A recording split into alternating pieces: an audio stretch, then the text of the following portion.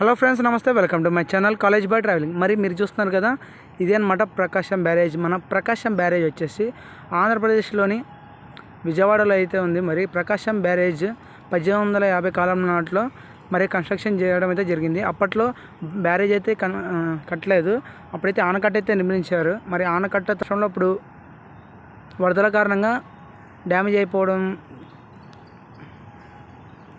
అయింది కాబట్టి 1954 నుంచి 57 మధ్యకాలంలో మరి ప్రకాశం బ్యారేజ్ అయితే కట్టారు. మరి ప్రకాశం బ్యారేజ్ ఇది విజయవాడలో ఉంది కాబట్టి విజయవాడ బ్యారేజ్ అని పెట్టకుండా ప్రకాశం బ్యారేజ్ అని ఎందుకు పెట్టారంటే, అప్పుడు తెలుగు రాష్ట్రాలు ఉమ్మడిగా ఉన్నప్పుడు టంగుటూరి ప్రకాశం పంతులు గారు మరి తొలి ముఖ్యమంత్రి, ఆయన పేరు అయితే దీనికైతే పెట్టడం జరిగింది.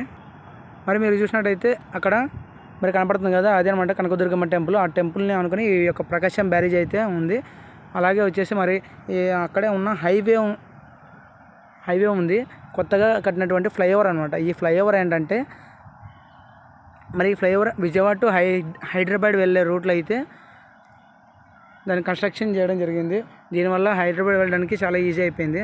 ఆ తర్వాత మరి ఈ యొక్క ప్రకాశం బ్యారేజ్ వచ్చేసి విజయవాడ టు మంగళగిరి అయితే కనెక్ట్ చేస్తుంది అనమాట.